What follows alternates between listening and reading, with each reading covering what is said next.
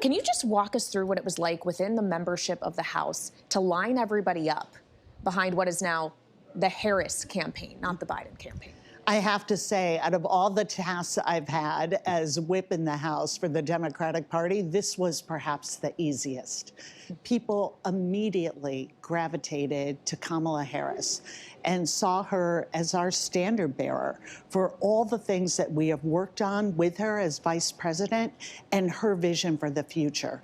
So whether that's lowering costs, whether it is growing the middle class, protecting our fundamental freedoms like reproductive freedom, Kamala Harris has been our partner, and that was truly just almost instantaneous, that movement from President Joe Biden to her candidacy, because we knew she was the candidate for the moment. It's a very delicate thing we're witnessing, though, and witnessed last night to see Joe Biden talking to the delegates there. I know it went very late into the evening, but the people in the room weren't concerned about the time. Obviously, it had a rally feel to it, but there was a bittersweet, emotional feel to this. It happened so fast, Congresswoman. How does he feel when you talk to him? What kind of emotions was he experiencing? You know, I think we saw it on display, a true pride, and what has always been a hallmark for Joe Biden is his gratitude to be able to serve. What an incredible quality in a politician and a leader. And it is what has made him a transformative president. That idea that there is a bigger calling here, that the American people are always at the center of his work, and it's at the center of this extremely patriotic decision. And so last night, he deserved every minute of those accolades from the crowd, that genuine affection for him, respect for the job and his service. And we look across the aisle at Donald Trump, and you see the exact opposite. He says Democrats staged a coup. It's a 180 because he cannot fathom giving up power for something bigger than himself. That is where Donald Trump is. It is always about how he will benefit, not how the American people will, not how the Democratic Party that is based on values will. So I'm sure he is wrestling with this moment, calling it a coup because he cannot understand it, because he could never do what Joe Biden did. Well, Joe Biden has suggested his decision wasn't even as much about his ability to defeat Donald Trump, but instead the impact he could have, perhaps detrimentally, on House and Senate races and the ability for other Democrats to win. What has changed for the Democrats' odds of retaking the majority in the House since Harris assumed her role as the Democratic nominee? How many seats realistically do you think you can pick up? You know, I have always been bullish on the Democrats retaking the House, because what we've seen are do nothing at best and real extremism that the American people are rejecting. And so what we're seeing is this incredible energy and momentum that we are going to turn into action. And in real time, that is meaning for our candidates have seen a surge in volunteers, of small first-time donors. When you get that $10, $15, $20 donation, that's a vote. That is a vote of confidence. Does that translate into 10, 15 extra seats in the House, though? Well, we certainly hope so, but my number as the whip, and I like to keep track of the numbers, is 218.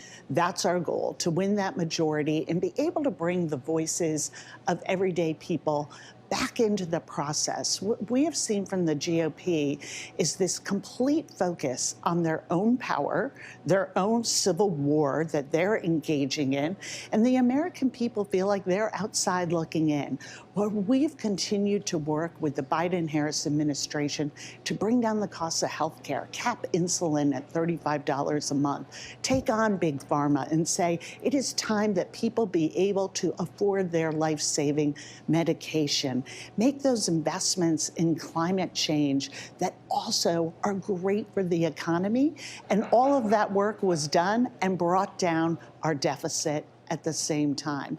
These are the kind of investments that we are going to build upon and continue to help families meet the very real challenges they're facing still in this economy with Kamala Harris. The issue of Israel and its war against Hamas has been obviously a big one in this campaign, in the primary cycle, and it's brought some fissures to the Democratic conference in the House. We've got tens of thousands of protesters here in Chicago that have been part of the story.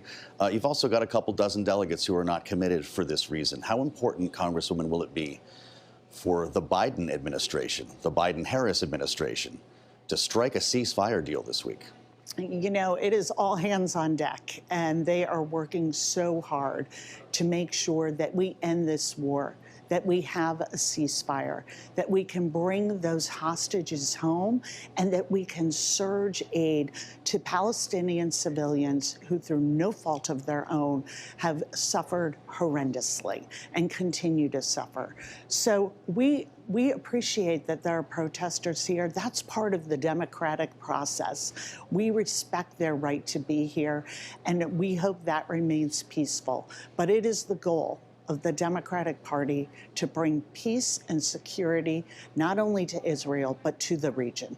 And of course, we know those conversations are ongoing. We'll still wait to hear more from Hamas as to whether or not it will agree. I'm also curious the conversations you're having related to your everyday job in Washington, obviously still on the August recess, but when you come back in September, it's going to be a race against the clock to avoid a government shutdown. Are you in conversations already with leadership and Republican leadership about how that's going to be avoided when you return to Washington in a few weeks? What exactly are you going to have to whip? You know, I'm so glad you brought that out, because one thing we realized from the very start, when we were in the 15 rounds of Kevin McCarthy trying to become a speaker, that we are in the minority. So we have reached our hand out to them at every turn to say, work with us, help us prevent shutdowns, help us get to a budget process that matters. And what we have seen from them is a rejection of that and a move to try and coddle the most extreme members of their extreme party. And so it is really like such a basic fundamental job and responsibility of the House of Representatives to pass our budgets. And they have utterly failed to do that. So once again, it will be Democrats, as we have done repeatedly, who will keep government functioning, who will come to the table, forge a compromise, because we work for the American people. They are working to try and hold their own coalitions together. And that's the fundamental difference. We're seeing it play out around reproductive freedom for women. We're seeing it play out in bringing down the costs of groceries and housing, these issues that I hear about as I not only travel my district, but travel the country. That is what people are worried about. That is what they want to see in Congress. It's why we're going to win the majority back.